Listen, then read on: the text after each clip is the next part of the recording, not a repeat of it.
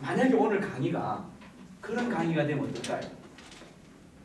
제가 아닌 것을 그렇다고 이야기를 하고 여러분은 아닌 것을 그렇다고 믿고 앉아서 고개만 끄덕끄덕 하면 오늘 두 번째 강의가 좋을까요? 안 좋을까요? 안 좋겠죠. 의미가 없겠죠. 네.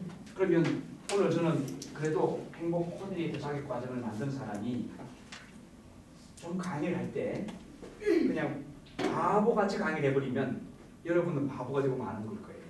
그러니까 오늘 좀 어렵더라도 핵심은 좀 짚어주고 가야 되는데 뭐 이렇게 어렵다 하니까 이제 머리가 이제 무거워지기 시작하고 그런 뚜껑이 되면서 검색어 내려앉을 가능성이 있어요.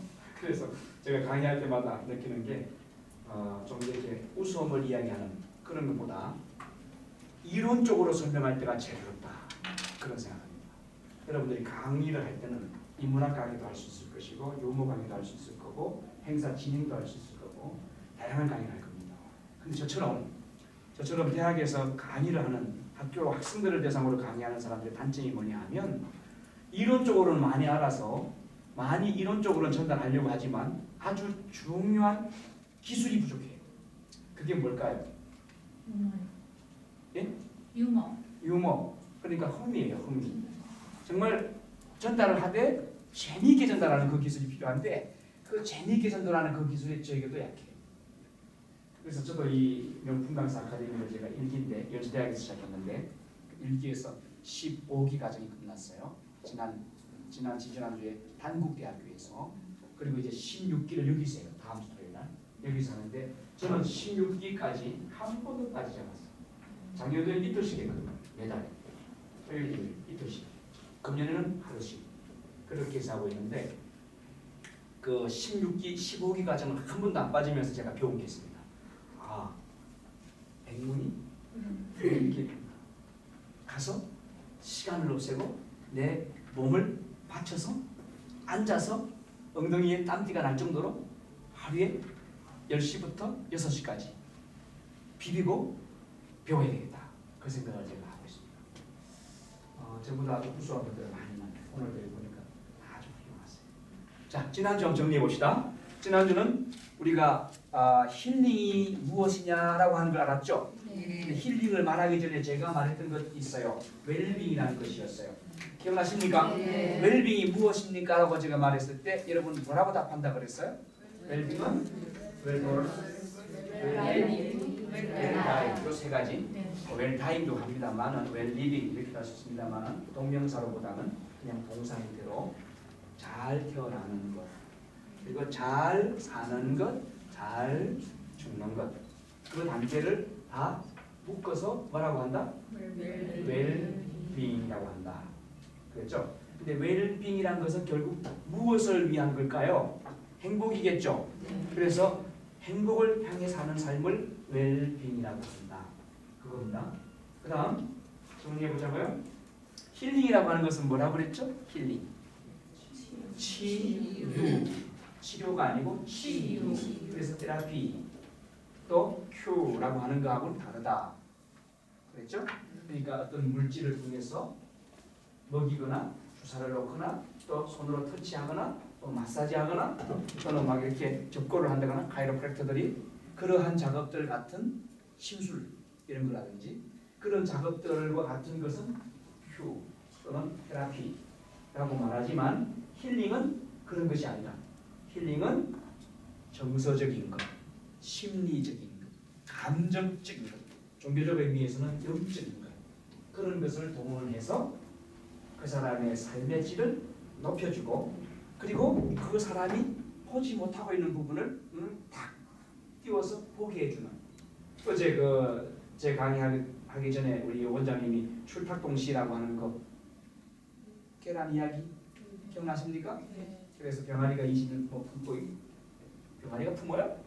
암탉이 이렇게 품고 있다가 20일 되면은 병아리가 부화가 되기 전에 안에서 톡톡톡 때려주면 이게 때리는 시간이 처음에는 얼마 안 돼요. 그냥 톡 때리고 한 2시간 지나요. 그리고 다시 톡 때려요. 여러분 병아리가 그 안에서 부화되고 나온 다음에 풀이가 어떤지 아시는 사람? 그 풀이 본 사람? 바로 나오는 병아리의 풀이 안 보셨어요? 그 풀이가 약간 뭉개져 있어요. 한번 보십시오. 근데 만약에 그걸 밖에서 토끼가 내주면 병아리가 어떻게 될까요? 얘는 토끼 가지고 내주면 20일 된 부화된 병아리, 이제 부화돼야 될 병아리를 안에서 나와야 되는데 안 해주고 밖에서 토끼가 바로 뚜껑을 내주면 어떻게 될까? 해보셨어요? 난 해봤어요. 불쌍해가지고 이게 하루 정도는 걸려요. 되게. 그래서 결국 하루가 지나면 깨져가 나오는데 그 하루 동안 내가 딱 해가지고 깨졌다니까. 망치 들고 살짝 깼는데 깨니까 뭐가 나오냐면은 아직도 노란자가 그대로 붙어 있더라고. 계란에. 그래서 노란자의 절반이 밖에 있고 그게 창자를 통해서 안에 연결돼 있는 거예요. 결국은 죽더라고요. 그게 하루 동안 24시간 동안 톡 깨면서 노란자를 빨아들이는 거예요. 배 안으로. 그래서 이게 다 배 안으로 들어가요. 배 안으로 다 들어가면서 깨져야 되는 거예요. 그러면 들어가면 배꼽이 딱 아물어붙죠. 그 상태가 됐을 때 이제 아주 빠른 속도로 날개가 많이 나와요.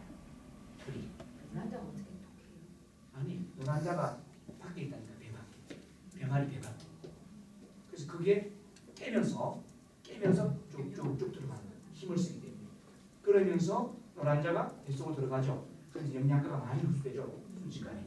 그러면서 털이 많이 나기 시작해요. 이게 불과 하루 작업이에요. 마지막 하루. 그러니까 19일하고 20일 그 하루 사이는 엄청난 차이가 나요. 깨보면 압니다. 그 하루 사이가. 19일째 깨면 빨간 그냥 쥐새끼 털도 거의 없어요. 그러니까 하루 사이에 그렇게 납니다. 그러고 나서 턱 깨고 나서 나왔을 때 이 날개가 쫙 힘이 있어가지고 흔들 수 있고 그럴 수 있어요. 누에고치도 그렇더라고요. 누에고치도 그냥 위에 딱 잘라가지고 나방 꺼내주면 그거는 죽어요. 못 날라요. 날개가 꼭 부러져 있어요. 근데 이 누에고치가 침을 뱉으면서 자기가 번데기 만들었잖아요. 자기가 집을 지은 거잖아요. 그 집을 녹인다고요. 집을 통해서. 녹이면서 촉촉하게 녹여가지고 그걸 뚫기 시작해요. 이 뚫어서 나오는 그 과정이 얼마나 힘든지 모릅니다.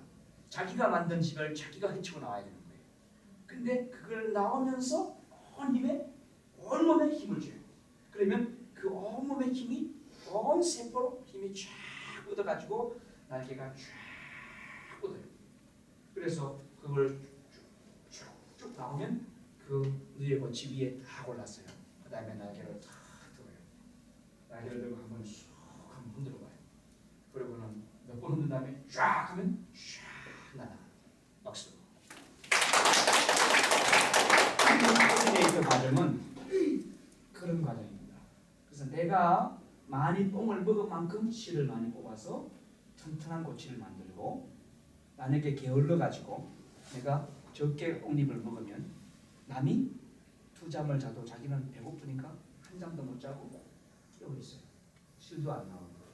그러면 나중에 다 고치가 돼서 닦아지고 자루에 담으면 튼튼한 고치에 의해서 나는 짐 옮겨지고 말아요. 그죠? 그러면 그 누에가 터지잖아요. 터지면 그 안에 있는 번데기는 죽어요, 살아요? 죽죠. 그리고 다른 번데기까지 망가뜨리죠. 그래서 다른 번데기까지 죽이기 때문에 그걸 끄집어서 쓰레기통에 넣죠. 다 아구민에서 튀어버리죠.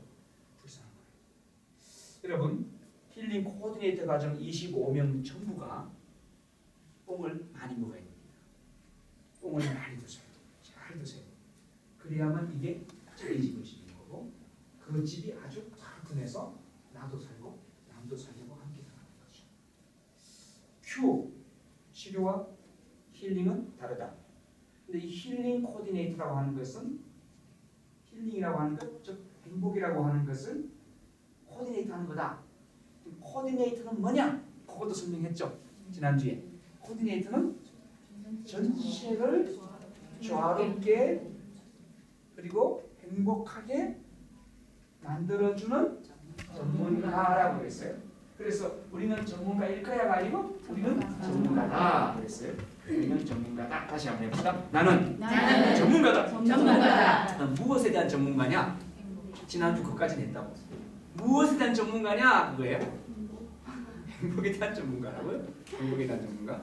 그럼 행복에 대한 전문가인데 전문가라도 급수는 있죠? 네. 예, 초보자가 있고 중급자가 있고 후급자가 있을 거예요. 그러니까 그걸 자기가 좀 더 연구하고 노력하고 배우고 듣고 인풋시켜서 내가 보이는 그걸 아웃풋시키는 작업. 그것이 자꾸 반복되면서 내 것이 됐다. 이 40일 과정이죠. 40일 과정. 이 가운데 실습이 있죠. 네. 실습 가운데 강의 발표가 들어가 있습니다. 여러분들이 강의를 발표하는 시간입니다. 시간은 아마 한 20분씩 배정이 될는지 모르겠네요. 10분 될지 몰라요. 하여튼 25명이 다 참여합니다. 자기가 어떤 테마에 대해서 강의를 합니다. 그거에 대한 또 평가도 받을 거예요. 아셨죠? 왜냐하면 현재 우리가 강사 활동 하시는 분도 있지만 강사 활동을 하더라도 저는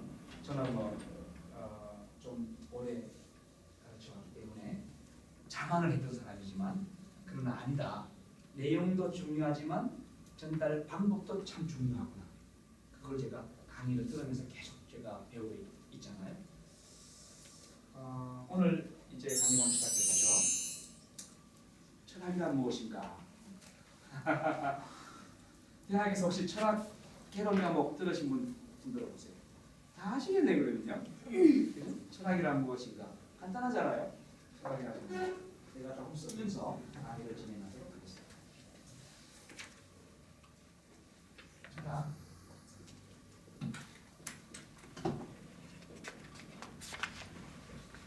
한국 사람들은 뭐 한문을 또 좋아하는 분이 있으니까 그렇게 있었고요. 근데 이 어원적으로는 그리스어에서 우리가 이 어원을 가져왔어요. 그래서 일본 사람들이 이 단어를 많이 활용했죠. 철학이라고 하는 것은 그리스어에서는 이런 단어가 있습니다. 필로스라는 단어예요. 그 다음에 또 이런 단어가 있어요. 소피아라는 단어예요. 그러니까 필로스라고 하는 것은 필리아라는 단어 아시죠? 필리아. 사랑을 세 가지로 단어를 이야기하잖아요. 필로스, 필리아, 그 다음에 에로스, 아가페. 이 세 가지. 그러니까 필리아라고 하는 것은 우정이에요. 남자친구 간의 우정, 여자친구 간의 우정. 이런 거. 그 다음에 에로스라고 하는 것은 무엇을 동경하는 거예요. 예를 들면 학생이 책을 자꾸 따고 있어요. 좋아해요. 책 읽기를. 그럼 에로스 한다고 해요. 에로스. 저 사람 에로틱하다. 뭐 이런 거. 그거하고 좀 차이가 있습니다. 에로스라고 하는 것은 동경하는 거예요. 공부를 좋아하는 사람은 공부를 동경하는 거예요. 꽃을 좋아하는 사람은 꽃을 에로스합니다. 그러한 사람과 달리 절대적인 깊이로 사랑하는 게 있어요. 그거는 아가페라고 하죠. 아가페. 들어보셨죠? 네. 그래서 그게 세 가지 사랑을 말하는데 거기 가운데 소피아라는 겁니다. 이 소피아라고 하는 것도 사랑인데요. 좋아하는 거예요. 즐겨하는 거예요. 그런데 거기에 이제 꼬리를 물고 또 꼬리를 물고 또 꼬리를 물고 왜 그랬을까? 그런데 그걸 왜 그랬나? 아니 그건 또 왜 그러는데? 하고 아르케라는 단어를 씁니다. 그리스인들은 아르케. 그거는 기초 또는 시작, 시원 이런 뜻이에요. 첫 출발이라는 거예요. 그것을 찾아가는 작업을 철학입니다. 그러니까 의문을 하는데 질문을 하는데 그걸 근원까지 파헤쳐가는 작업이에요. 자, 저분은 남자일까? 남자 같다. 저기 쓰이는 우리 배 선생님 보세요. 저분은 남자일까요? 남자인 것 같아요. 왜요? 머리카락을 보니까 남자 같아. 아니 얼굴 골격을 보니까 남자 같아. 그리고 목소리를 들어보니까 남자 같아. 그리고 걷는 것도 남자 같아. 조심조심 걷진 않아. 그렇죠? 근데 진짜 남자일까? 그러면 이제 또 파헤쳐야죠. 겉옷을 벗겨봐야 돼요. 겉옷을 벗고 상체를 벗어보면 아는 거예요. 그러면 이제 남자인가 아닌가 좀 그럴싸하죠. 그러면 정말 남자인가? 라고 또 파헤치기 시작해요. 그럼 이제 목욕탕 가보면 돼요. 목욕탕 가서 보면 아 진짜 남자구나. 아시겠죠? 이렇게 파헤쳐 나가는 작업을 철학한다라고 그래요.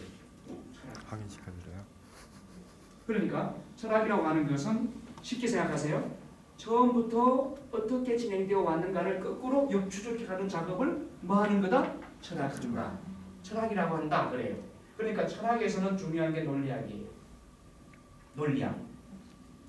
근거를 찾아가는 작업은 그냥 눈에 풀어가는 게 아니에요. 내 감성을, 내 감정, 내 느낌을 의존해서 가는 게 아니에요. 내 감정은 달라요. 요거는 짝퉁이 될 때가 많아요. 왜 그러냐? 내가 컨디션이 나빠요. 그럴 때는 몸이 찌뿌둥하니까 기분도 별로 안 좋아요. 그럴 때는 같은 밥, 같은 국, 같은 반찬인데도 맛이 좋아요, 안 좋아요? 안 좋죠. 몸이 안 좋으니까. 근데 몸이 좋은 날, 이 바이오리듬이 아주 좋은 날 어때요? 그냥 밥에다가 맹물만 갖다 놓고 간장만 갖다 놔도 밥맛이 뭐다고요? 꿀맛이야. 그렇죠? 그러니까 내 입맛이 변한 거예요? 밥맛이 변한 거예요? 입맛이 변한 거예요. 결국 밥이 문제가 아니에요. 내 감정에 문제가 있었던 거예요. 그러니까 우리가 갖고 있는 감정은 철학적 차원에서 볼 때는 상당 부분이 문제가 있어. 리스크가 있어요. 상당 부분이 골치 아픈 거예요. 특히 플라톤, 저는 이제 석박사가 플라톤이기 때문에 플라톤은 이런 감정적인 것을 아주 나쁜 거라고 생각을 합니다. 플라톤의 관점에서는 인간을 둘로 나누어 얘기하는데 인간만 아니라 그가 말하는 세상은 두 세상이에요. 플라톤은 저바이렌탈비올이라고 해요. 그대로. 근데 무슨 이야기냐면은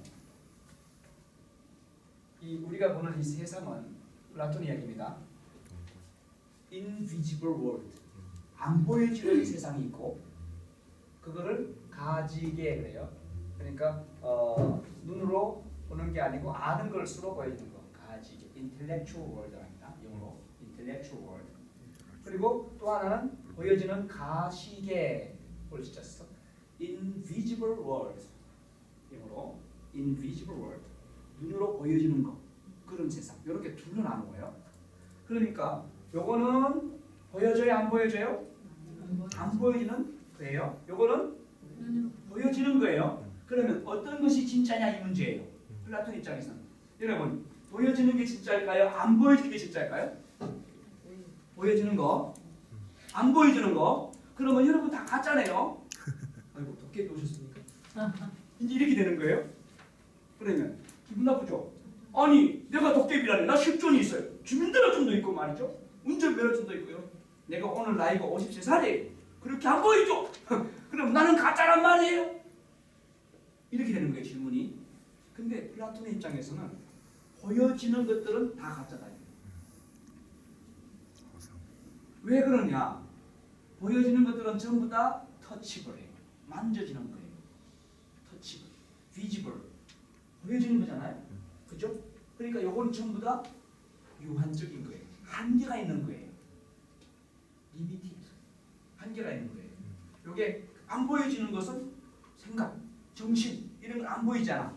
그런데 여러분 눈 딱 감고 있으면 어릴 때 생각이 쫙 올라오잖아요. 그렇죠? 근데 그걸 딱 잡아놓을 수 있습니까? 봉지에다 담글 수 있어요? 21살 때에서 22살까지 그 1년 그것을 여러분 다음 주 오실 때 봉지에 담아오세요. 만약에 못 담아오면 여러분 없는 겁니다. 그렇죠? 여러분 지금 여기 계시잖아요. 담아올 수 있습니까? 담아올 수 있어요? 못 담아오죠? 그러니까 플라톤 입장에서는 봐라. 그게 진짜다.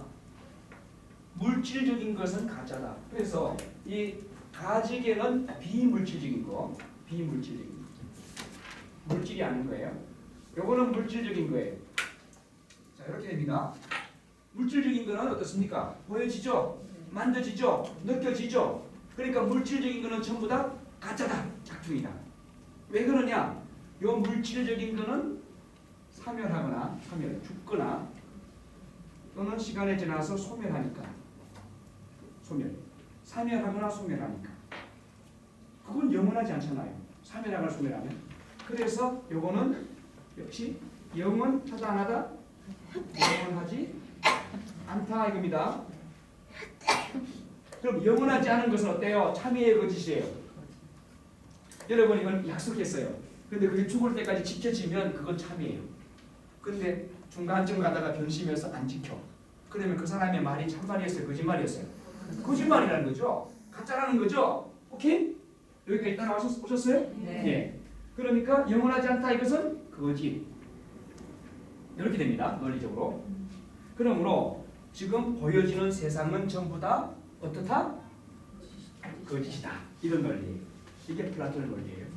그러면 안 보여지는 거 봅시다. 비물질적인 거. 요거는 뭐냐? 뭐 이성이나 뭐 영혼이라든지 정신이라든지 이런 것은 보여지지 않아. 근데 세계를 가만히 보니까 세계가 사람들 다 죽어 없어졌는데 시간 지나면 근데 인간은 살아남았어요. 인류는 살아남았다고. 그 개별자 개개인은 죽어서 없어졌는데 그 개개인이 갖고 있던 DNA는 인간이라는 DNA는 갖고 다른 사람의 몸을 통해서 또 유전되고 그게 또 늙으면 죽으면 또 다른 사람의 몸을 통해서 또 유전되고 그래서 세월은 몇만 년이 흘러가는데 그렇죠? 만 년 전에 인간이 팔이 4개였습니까?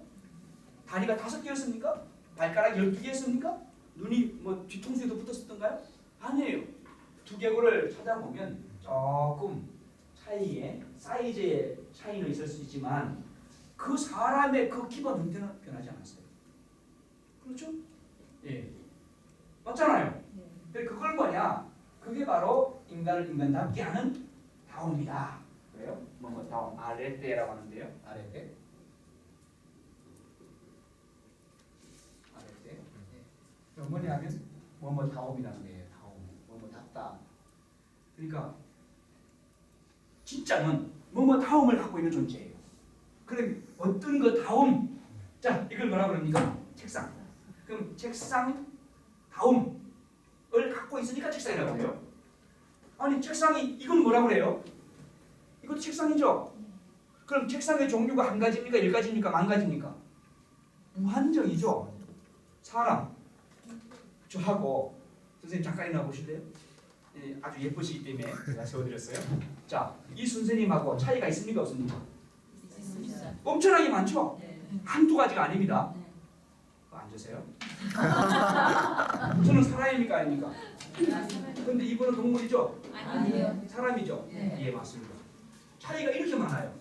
각자의 사람마다. 근데 다 사람이라고 그래. 탁 보면 사람이래. 여기 지금 다 달라요. 얼굴이 다 달라. 그죠? 눈이 좀 이렇게 큰 분도 있고 작은 분도 있고요. 콧구멍이 이렇게 좀 작은 분도 있고 약간 큰 분도 있고 다양성을 다 갖고 있는데 다 다릅니다. 25분 전부가. 그럼에도 불구하고 우리는 한눈에 딱 보자마자 저 사람이다. 그렇게 말해요. 고릴라다. 원숭이다. 그럽니까 아닙니까? 한참 그럽니까? 예, 한참 이야기해보고 사람이구나. 아세요? 안 그런단 말이에요. 개도 그래요. 개도 종류가 여러 가지가 있어요. 아주 하면 이렇게 털털하는 불독도 있고 아주 치아와 같이 조만하면서도 막 아주 영리해가지고 하는 그런 것도 있단 말이에요. 근데 저건 쥐새끼인가? 좀 크다가 한참 아주 개구나. 그러지 않고 우리는 한눈에 딱 보면 저건 개라고 말해요. 왜 그럴까요? 어째서 우리는 그렇게 구별할 수 있을까요? 공통점. 그렇죠. 그것을 철학적으로는 뭐뭐다움이라. 사람은 사람다움이 있단 말이에요. 개는 개다움이 있어요. 오케이? 네. 그래서 그러한 다움을 갖고 있는데 그러한 개별자 이런 것들은 전부 짝퉁이에요. 복사품이에요. 그러나 그 뭐뭐 다움이라고 할 때 뭐뭐 그것이 진짜. 그것이 요 세상에서만 느껴지는 거다. 이 세상을 플라톤은 이데아라고 해요. 영어로 아이디어가 여기서 나옵니다. 이데아. 그러니까 참 세상, 참된 세상. 이게 이제 가치 있는 세상이에요. intellectual world. 이 세상에서 참된 것이 있는데 그 세상에 이 가지게 참된 세상의 것을 이 세상으로 만들어냈다. 그래서 우리는 이 세상의 복사품이다. 누가 만들었냐? 이 세상, 이 대학의 가지게, 이 대학에 살고 있던 그 사람이 이 시대에 만들어낸 거다 이거예요. 그러면 그걸 사람으로 볼 거냐 신으로 볼 거냐? 물론 플라톤은 그것을 신으로 봅니다. 제작자, 장인 신으로 봅니다. 그러니까 그런 사람이 이 세상을 투사해서 만들어낸 거다. 따라서 복사품이니까 이 세상의 모든 보여지는 것들은 복사품이다. 진짜는 어디 있느냐? 그것의 본질되는 뭐뭐. 그것은 이 대학에 있다. 그럼 우리가 죽은 다음에 어디로 가야 될까? 플라톤은 바로 이 대학으로 가야 된다. 왜? 우리의 본질이 있던 곳이 거기니까. 이런 이야기입니다. 그러다 보니까 여기에서 나온 게 있습니다. 뭐냐 하면 우리가 사는 이 세상에 대한 가치가 있느냐 이거예요. 이렇게 살아가는 삶의 가치가 있나 이거예요. 이런 삶의 가치가 떨어져요. 왜요? 저 세계가 진짜고 여기는 그냥 거쳐가는 거고 잠깐 있는 거라. 이거 별 볼 일 없는 거라. 그러니까 플라톤의 선생인 소크라테스가 독배를 마시고 죽은 거 아시죠? 그 당시에 그리스 아테네의 청년들을 정신을 현혹시키고 또 이방 이상한 종교를 갖다 집어넣어가지고 종교를 갖다 한다 뭐 이렇게 해서 세상을 정치적으로도 스트라이커를 일으키려고 하는 아주 나쁜 놈이다. 그래서 저걸 죽여야 된다. 이렇게 해서 소크라테스가 정치범으로 몰렸습니다. 그래서 독약을 먹고 처형당합니다. 그때에 소크라테스가 한 번만 살려주세요 했나요? 아니에요. 독약을 독약인가? 고맙네! 그러고는 쏙 마시고는 하고 죽기 전에 바로 그 크리톤이라고 하는 제자가 있어요. 그 제자를 불러. 그리고는 여보게 내가 옆집에서 닭을 한 마리 들여다 먹었는데 그걸 못 갚고 죽네. 그것 좀 갚아주게나. 자네가 좀 갚아주게나. 그렇게 하면 하고 죽었다고. 소크라테스는 즐겁게 죽었어요. 소크라테스는 굉장히 즐겁게 죽었어요. 왜? 소크라테스의 생각에는 내가 저 세상에 참된 세상에 가야 되는데 갈 수 있는 방법은 두 가지가 있어요. 두 가지. 하나는 육신에서 영혼이 빠져나가는 거예요. 죽는 거야. 죽음을 통해서 가요. 또 한 가지 방법은 프로네인, 푸어티징이라고 합니다. 이거는 순수하게 사유하는 과정을 통해서 갈 수 있다 이거예요. 그게 철학이에요. 순수하게 생각하는 거예요. 어떤 감성에 끌리지 않고 감정에 끌리지 않고 순수하게 사유하는 거예요. 되셨습니까? 예. 그게 철학이라는 거예요. 그러니까 두 가지 과정 속에서 소크라테스는 철학으로 지금 하고 있잖아요. 그럼에도 몸을 완전히 못 벗어났잖아. 그러니까 빨리 죽으면 되지. 근데 자기가 자기 죽기 싫잖아. 근데 대신 독약을 먹여서 죽으라 하니까 고맙죠. 그래서 아이고 고맙습니다 이거예요. 그 소크라테스의 영향을 플라톤이 그대로 이어받는 거예요. 그래서 플라톤은 그런 관점에서 이 세상은 악하고 왜? 사멸 내지 소멸하니까 가짜니까 거짓이니까 요거는 악하고 저 세상은 선하고 왜? 그것은 영원하니까 그것은 변하지 않으니까 그것은 계속되니까 따라서 저 세상이 참된 거다. 그래서 우리가 저 세상에 대해서 잘 지도해주는 전문가가 필요하다. 그 사람이 제대로 된 교사고 그런 일을 하는 사람이 철학자고 사상가다 하는 이야기를 플라톤이 해요. 근데 이 플라톤의 이야기에 찬동하시는 분좀 들어보세요. 맞다. 그렇게 되면 이제 그 자살 클럽 있잖아요. 카페. 그 사람들의 생각이 이런 거예요. 이 더러운 세상, 이 몹쓸 세상 살아서 뭐 하나? 빨리 죽어서 출생하자. 그거예요. 요게 극단적으로 가면 그렇게 되는 거예요. 자살주의. 다시 질문합니다. 플라톤의 생각은 좋다. 없죠? 왜 그래요? 우리는 일림 코디네이터니까. 우리하고 관념이 좀 달라요. 근데 플라톤의 제자인 아리스토텔레스가 이 생각을 바꿔버립니다. 여기까지는 플라톤의 생각이에요. 이것은 사실은 소크라테스가 생각을 많이 했던 문제인데 플라톤의 스승 소크라테스 이전에 BC 6세기, 7세기경에 오르페우스라고 하는 종교가 있었어요. 그리스인. 조금 뭐 좀 어려워도 그냥 그런 거 있는구나 한번 들어놓으시면 좋습니다. 사실은 대학교에서 철학사를 통해서 한 3학점을 한 학기 내내 들으셔야만 될 이야기를 제공을 하고 있는 거예요. 그러니까 그 길게 해야 될 걸 짧게 짚고 넘어가기 때문에 약간 어려울 수 있어요. 지금 1 더하기 1은 2 이걸 배워야 되는데 1 더하기 1은 2입니다 하는 걸 바로 그냥 1 곱하기 1 이렇게 넘어가는 거예요. 아셨죠? 예. 조금 이해해 주시죠. 그래도 여기는 다 수준이 되기 때문에 그렇게 가도 돼요. 지금 얼굴 보니까 하나도 이해 안 가는 분 한 분도 없어요. 선교사님이 한국에 와가지고 설교를 했대요. 그때가 이제 연말. 그래서 설교를 하면서 이렇게 소개해드려요. 여러분, 간연년은 좋았지만 5년년도 좋아요. 2년보다 2년이 더 좋으니까 전년에 더 열심히 잘 살아갑시다. 자, 그랬대. 그 처음에는 뭐 한참 자꾸 2년 전연하니까 뭐 화가 나가지고 앉아있던 사람 에이씨 하고 막 그냥 다 나갔다는 이야기가 전설 따라 산만리. 자, 이 오로페우스라고 하는 종교가 바로 그겁니다. 오로페우스. 이게 고대 그리스의 BC 7세기에서 한 5세기까지 오로페우스 종교입니다. 종교 집단입니다. 이 집단의 사람들이 가졌던 생각이 바로 소크라테스나 플라톤의 생각이었어요. 육체는 악하다. 육체는 악하다. 요겁니다. 그러니까 왜 육체가 악하냐? 육체는 물질적이니까. 물질의 본성은 뭐예요? 사멸하거나 소멸하잖아요. 그렇죠?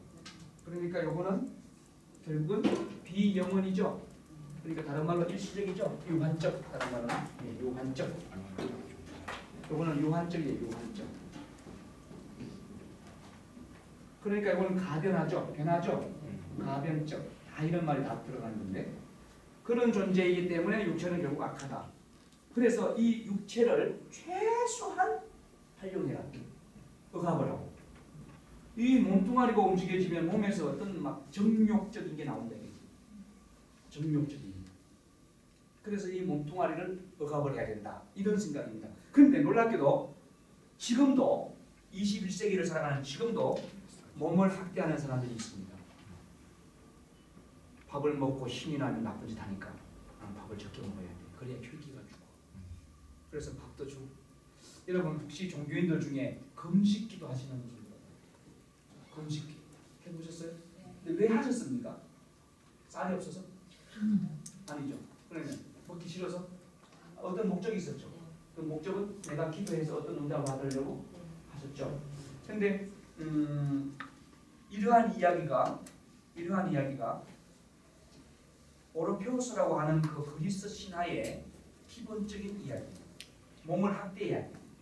몸을 학대하면 정신이 맑아져. 왜? 몸에 힘이 세면 정신은 몸속에 같이 가고 아무것도 아니야. 근데 몸을 약화시켜버리면 정신이 자유롭게 힘을 쓴다. 그래서 굶어야 된다. 그거였거든요. 그런 개념이 나중에 중세 가톨릭 교회를 통해서 기독교에 들어옵니다. 이런 이야기들이. 그래서 중세 가톨릭 교회가 한쪽 분파가 어떻게 일어나냐면 신비주의가 일어나요. 미스티시즘이라고 신비주의 분파. 이 신비주의 분파에서 이제는 그게 더 확장돼 버리면 금욕 쪽으로 가버려요. 결혼도 하지 말아라. 그 결혼하면은 아주 나쁜 것이다. 그런데 그 사람 성경을 제대로 이해를 한번 생각해 보세요. 성경에는 최초의 주례자가 누구였습니까? 하나님이. 하나님이 남자 혼자 있는 것이 보기 좋다 그랬습니까? 보기 좋지 못하다 그랬어요. 보기 좋지 못하다 그랬어요. 그래서 여자 하나 만들어서 직접 주례한 거예요. 그리고 반응을 보는 거야. 그러니까 이 아담이 너무 좋아. 미쳐버려. 이 내 뼈 중에 뼈 다니고 막 살 중에 살을 나갔구나 하고 그냥 신나가지고 훌쩍훌쩍 뛰죠. 그때 에덴 동산에 나무 과일 다 따먹었대. 지금 에덴 동산에 나무 없어. 자 어쨌든 그러한 금욕적인 이야기는 원래 성경적이지 않습니다. 원래 여기 어디서 왔느냐? 기독교 신학 속에 그리스의 이론이 들어옵니다. 철학적으로. 그래서 중세 철학은 신학의 시녀란 말이 있대요. 중세 시대의 기독교의 이야기를 신학화합니다. 신학화. 이걸 누가 하냐면 추후 3세기 그러니까 사도 바울이 1세기 활동했잖아요. 바울의 이야기를 이어받아서 플로티누스라는 사람 그리고 주후 4세기 5세기 때의 어거스틴 그리고 아우구스티누스라고 그러죠. 아우구스티누스 오스라는 단어가 붙으면 라틴어에서 남성 명사 옥타비아누스 그렇죠? 영어로는 옥타비안이야. 옥타비안. 안셀무스 시작이 나옵니다. 그 사람은 안셀름이에요. 영어로. 남자라는 얘기 남자. 무스라고 하는 게 콘스탄티노플 아니군요. 예. 어쨌든 그렇게 되는데 이 4, 5세기에 어거스틴이 등장하면서 그때 신학화 작업을 시작하고 이게 언제 완성되냐 하면은 14, 5세기 가서 토마스 아퀴나스, 그죠? 그 사람도 남자예요. 남성명사. 그래서 그때까지 기독교의 이야기가 신학화 작업을 하는데 그때 신학화 작업을 할 때의 철학이 동원돼요. 이해되십니까? 네. 어떤 이론을 이야기할 때는 틀에 넣어야 될 거 아니에요. 한국 사람한테는 한국말이나 틀에 넣어야 될 거 아니겠어요? 사랑을 이야기할 때 한국 사람한테 러브라고 하면 알아듣습니까? 못 알아들어. 그러니까 사랑이라고 해야 돼. 사랑. 근데 미국 사람한테 사랑 그러면 알아들어요? 못 알아들어. 미국 사람한테는 러브라고 해야 돼요. 그렇죠? 그리스인들한테 러브라고 하면 알아들어요? 못 알아들어요. 그럴 때는 필리오, 에로서 이런 단어로 구별해 줘야 돼요. 마찬가지로 기독교가 말하고자 하는 핵심 메시지를 풀로 만들어내는 신학화 작업을 할 때 써먹은 게 뭐냐? 철학이라는 거예요. 그래서 철학이라고 하는 것이 이러한 바탕에서 시작된 오로페우스가 육체는 악하다. 그래서 육체를 막 금욕적으로 가야 된다. 그래야 인간이 자유롭게 해방된다. 자유로워지고 순수해진다. 라고 하는 생각들이 이게 결국 플라톤을 통해서 또 플라톤의 영향을 가장 많이 받은 사람이 누구냐면은 어거스틴이에요. 이 어거스틴을 통해서 그냥 신학화 작업을 해버렸어요. 근데 이러한 관점에 대해서 그렇지 않구나라고 생각했던 사람이 있는데 그 사람이 누구냐면은 플라톤의 제자입니다. 플라톤의 제자인 누굴까요? 예, 아리스토텔레스인데요. 이 아리스토텔레스가 가만히 보니까 선생님의 이야기가 맞는 것도 있고 틀리는 것도 있어요. 오늘 제가 강의를 시작하면서 바보 아버지와 바보 아들 이야기했죠. 네. 예.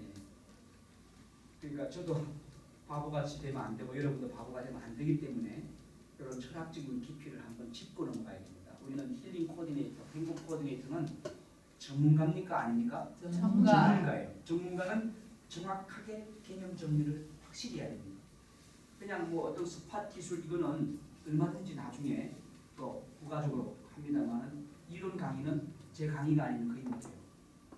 그러니까 요 시간들이 어렵더라도 이게 이 힐링 코디네이터 과정에서 아주 중요한 부분을 다루기 때문에 오늘과 다음 주 화요일 강의는 만약에 지난주 강의를 빠뜨린 분은 힐링 코디네이터가 뭐냐 하면 40일 왔다 갔다 했어도 놓쳐버렸어. 뭔지 몰라. 그래서 우리 강산에서 카페에 가시면 거기 게시판에 지난번 강의했던 거 있죠. 그거를 아마 거의 끝 없이 동영상으로 올려놓을 겁니다. 그거 다시 들으십시오. 제 강의가 어렵더라도 다시 한번 들어보세요. 반복해 들어보시면 그게 정리가 되면 나중에 힐링 코디네이터 전문가로서 누가 이론적인 이야기를 할 때 그거는 철학적으로 한번 따져볼까? BC 7세기부터 한번 해볼까? 오로페우스라고 아나? 이러면서 이제 시작해가지고 짚어나가면 논리적으로 여러분이 이해할 수 있어요. 논리는 참 중요한 겁니다. 이 사람이 등장해서 아니다. 플라톤 자기 선생님의 이야기, 이 플라톤의 이야기는 그거는 아카데미아라고 하는 거예요. 아카데미아. 이 아카데미라고 하는 게 여기서 나오죠. 학교 이름이에요. 거기에서 하던 것과는 달리 나는 그거 못 따라가겠다. 학교를 세워요. 이 케이온이라고. 이 학교를 세워서 선생님의 제자가 있다가 뛰쳐나와요. 나오게 된 결정적인 게 뭐냐 하면은 인간을 둘로 나누는 이 이원적 사상, 이원론적 사상 이거를 깨뜨리는 겁니다. 이게 맞지 않다는 거예요. 그래서 나온 게 이 form and matter, 형상과 진로. 플라톤은 그렇게 말합니다. 형상적인 것이 참된 것이고 form, 이 form이 있는 거, form, 원형. 그것이 바로 에이도스, 그것이 진짜다. 그게 이데아다라고 말합니다. 그리고 나머지 밖에 있는 것이 전부 다 가짜다. 이게 플라톤의 이야기였는데 아리스토텔레스는 그렇지 않다. 그게 아니다. 지금 우리가 보이는 것, 있는 것, 이게 이제 플라톤은 있는 것조차가 이 가짜잖아요. 존재. 다른 말로 이게 존재입니다. 자, 존재, 자인. 자, 존재라고 하는 것이 이거는 플라톤은 가짜예요. 그렇죠? 존재는 다 가짜죠. 참된 것은 존재자만 진짜예요. 존재자. 신만 진짜예요. 신만 진짜고 나머지 좀 가짜라 이게 플라톤. 그런데 아리스토텔레스는 아니다. 이 존재도 진짜다 이거. 이런 이야기를 해요. 왜 진짜냐? 그 속에 폼이 있으니까 플라톤은 분리되어 있다 이렇게 이야기한단 말이에요. 그 속에 없다 이거예요. 저쪽에 있어. 거기서 이게 메데티스라고 쭉 분류돼가지고 빛을 받아서 반사되는 것밖에 없는 거예요. 진짜는 저기 있어요. 그러면서 플라톤이 쓰는 게 여러 가지 비유가 있어요. 동굴의 비유, 선의 비유 이런 비유들이 있어요. 우리 배대영 선생님이 철학 석사를 했기 때문에 제 강의 좀 계속 끄덕끄덕하는데 이게 바로 플라톤의 이야기였지만 그 이야기에서 결함이 뭐냐? 그러면 그 사람이 몸뚱아리만 있으면 생각을 어떻게 했나 이거죠. 여러분 지금 몸 갖고 있죠? 맞죠? 근데 이 강의를 들으면서 계속 생각하죠.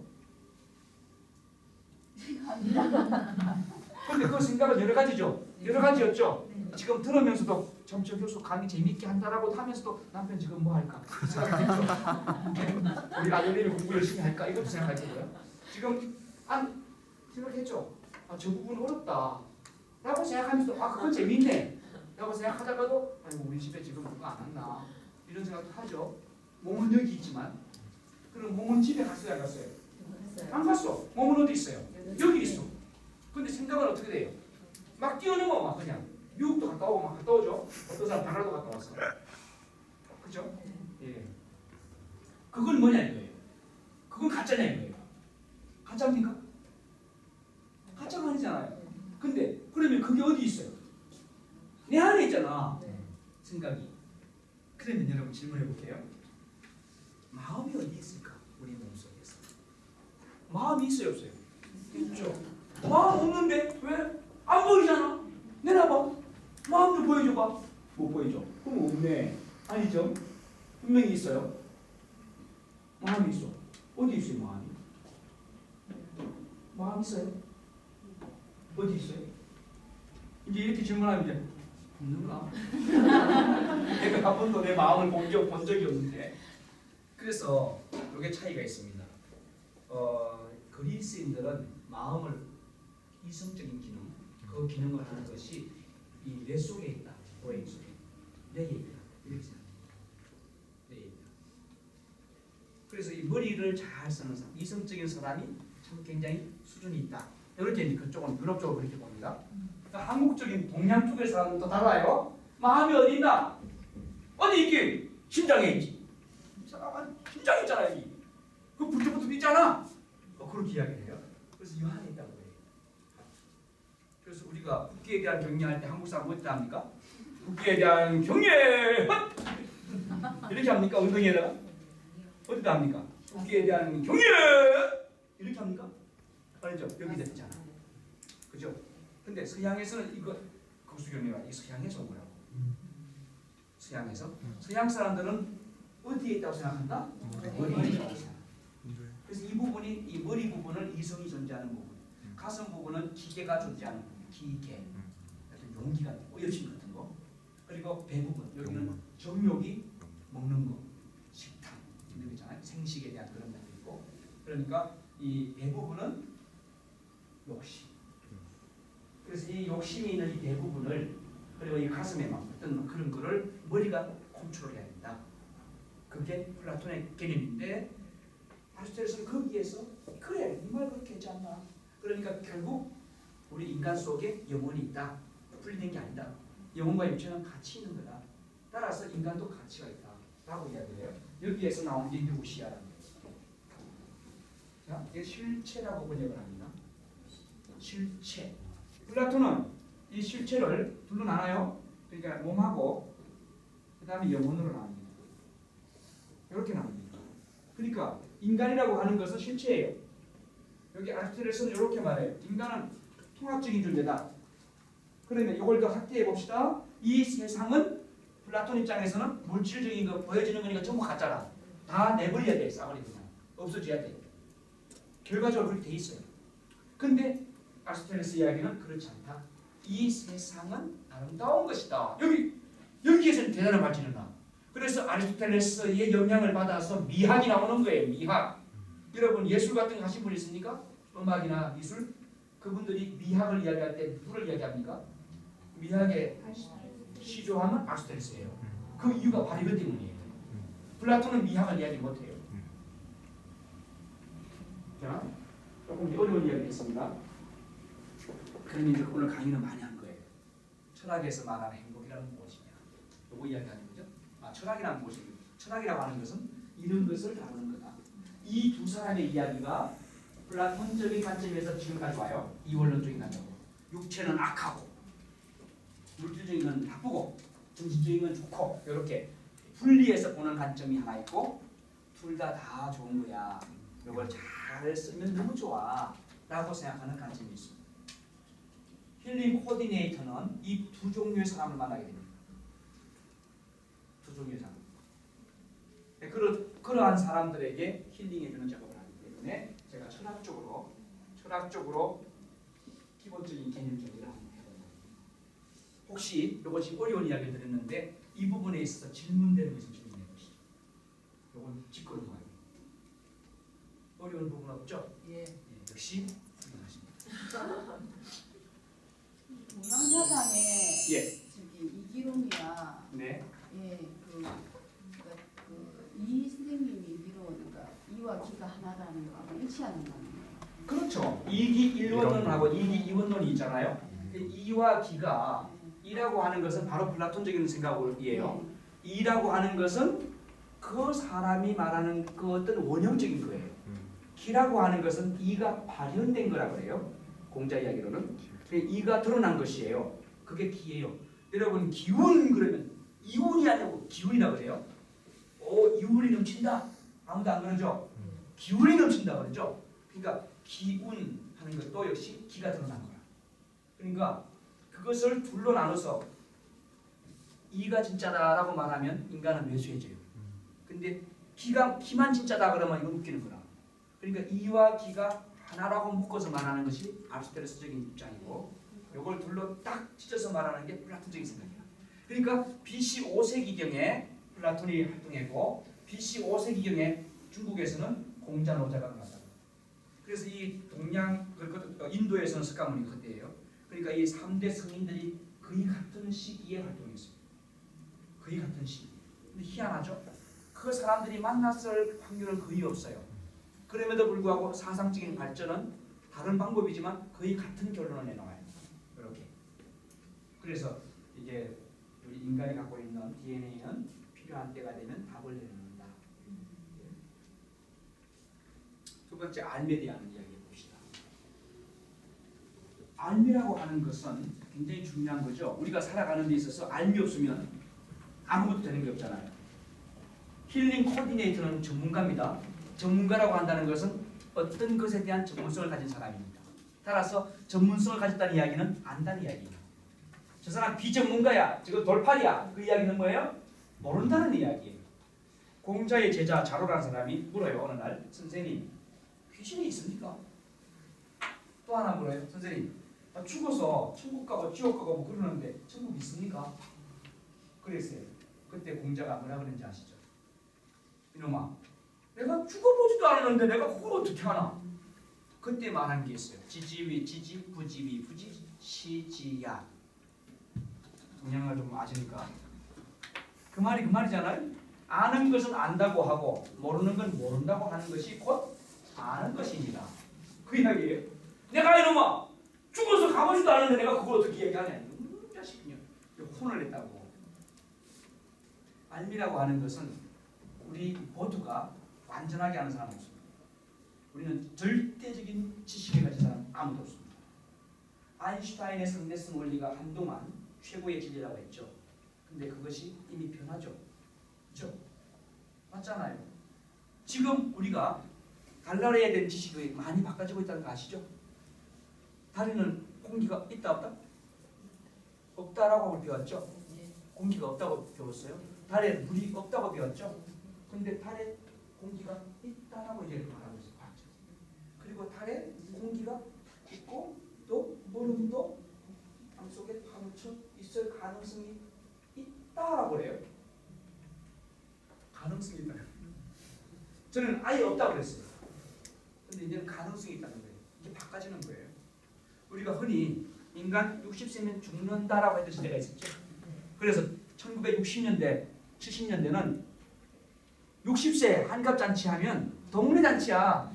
면민잔치고 그래서 나무 도시락에다가 이렇게 전 몇 개 넣고 돼지에 거기 비계 묻은 거 한 두 조각 넣고 사과 4분의 1 정도 가지고 그거 막 그냥 보시라 나무 벤또 그 노란 고무줄 하나 탁 튕기고 그거 하나 받으려고 심리 이 심리를 사람들이 다 몰려갔다니까 그 환갑집에.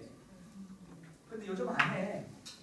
환갑잔치 요즘도 환갑잔치 일본에 계실 분 계실지 모르겠는데 환갑잔치 안 해요, 그죠? 네. 칠순잔치도 안 해요.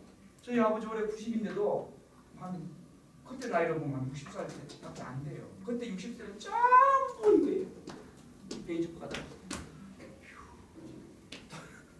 어디 가는가 이랬다고요. 그때는. 근데 요즘 60대 그런 곳이 있습니까? 척추병 환자 아니면 거기다가 아파트에 자네 어디 가나? 그래요. 아유, 아직 산에 가실 일이 없어 이분들. 1960년대 70년대 같으면은 인간 수명 60세라고 딱 단정 짓고 그냥 그렇게 했죠. 그러니까 60세가 넘겨도 보상이라고 잔치, 연민잔치. 지금은 뭐 80살, 90살 살아도 팔팔하니까 지금은 그런 얘기 안 하죠. 이건 뭐예요? 지식에 무엇을 얘기하는 거죠? 상대성. 지식은 절대적이지 않다는 거죠. 우리가 갖고 있는 것은 모든 것이 시대에 따라서 달리 해석되고 또 다른 결과를 말한다는 거죠. 그렇죠? 그렇기 때문에 알미라고 하는 건 참 중요해요. 누가 무엇이다라고 했던 명제가 무엇은 무엇이다라고 했던 명제가 어느 날 깨질 수가 있어요. 그게 명제가 아닐 수 있어요. 사람은 60세에 죽는다라고 말했던 것이 아니다는 거예요. 80세까지 산다는 결론이 나올 수도 있어요. 그렇죠? 전에 같으면 암 걸리면 죽는다 그랬잖아요. 예. 그렇죠? 제가 또 내추로파థ으로 자연치유 박사과정을 해서 다니는데 전에 같으면요 암 걸리면 죽는다 그랬어요. 이게 1990년대까지 우리 한국 사람들의 기본 관념이었어요.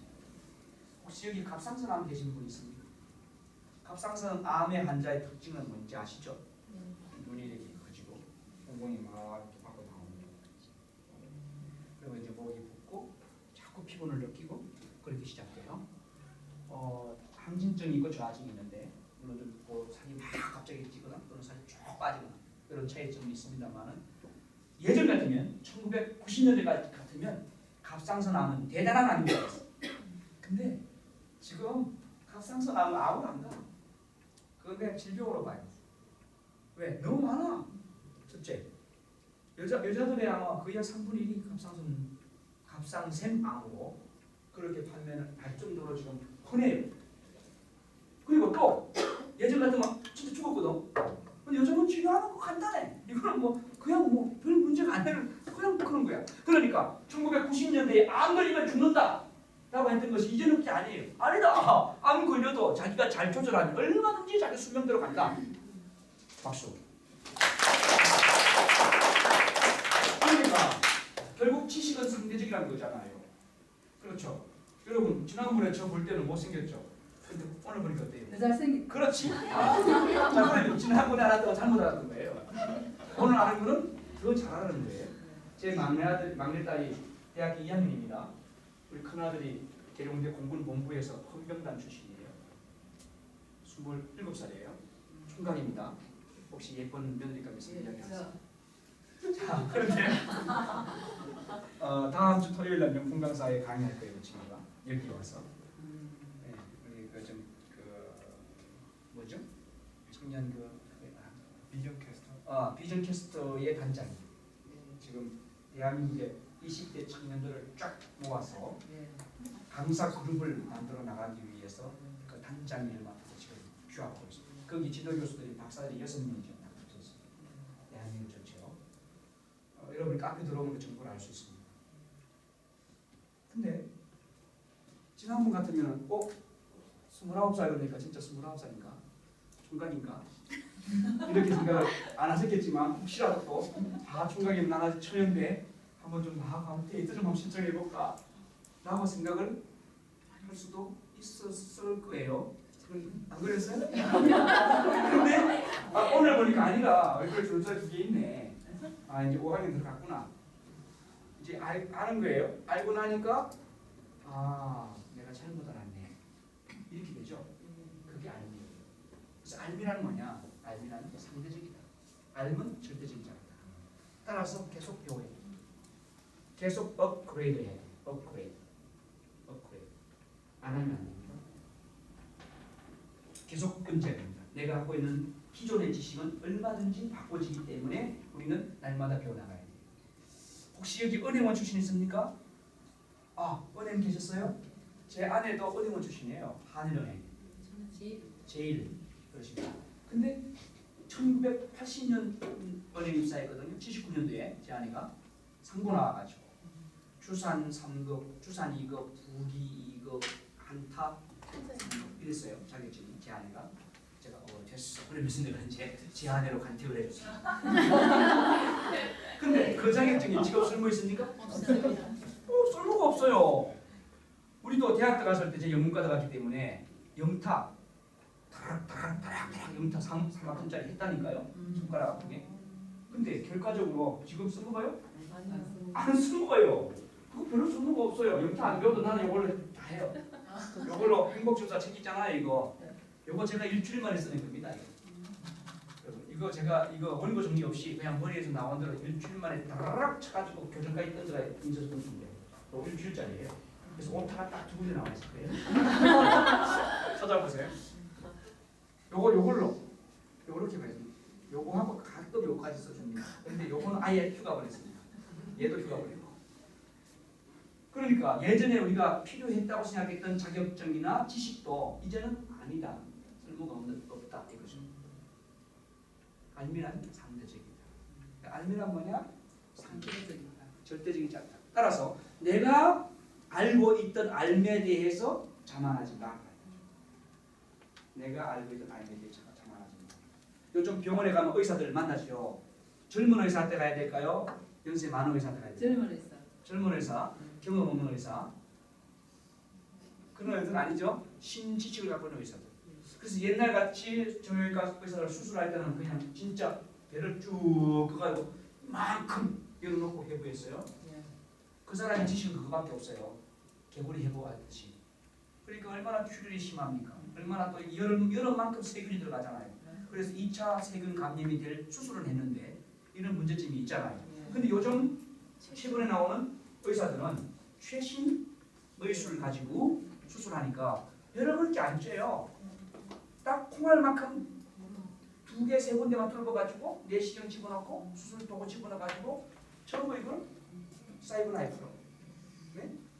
그냥 기계로 로봇 수술하는 거예요. 로봇 수술. 화면 보면서 여기 마우스 스틱 조이스틱 하다로 꼭 뭐 저 게임 방에 가서 게임 하듯이 요걸로 해가지고 전부 수술 다 합니다. 그럼 쭉쭉 흡입해내고 조각 잘라낸 거 전부 다 꺼집어내고 쭉 흡입 빨아내고 피 같은 거 쭉 빨아내고 그러니까 째지 않으니까 사람이 빨리 회복이 돼요. 한 달간 회복할 거 이틀이면 딱 회복해요. 피도 많이 안 흘리기 때문에 아무 후유증이 없어요. 사람을 째가지고 막 벌려놓으니까 막 이게 2차, 3차 문제가 생기는데 그런 문제가 거의 없어요. 정확히 그 부분만 표적해서 들어가니까. 그래서 옛날 의사 만나면 죽을 고생해야 되고 좀 새로운 의사 만나면 쉽게 수술하는 거예요. 이게 바로 지식이 갖고 있는 상대성입니다. 그래서 우리가 알고 있는 것도 역시 잘못 알고 있거나 이미 과거적인 잘 안 된 알고 있기 때문에 우리가 조심해야 된다. 여기까지 하고 5분간 쉬겠습니다. 박수!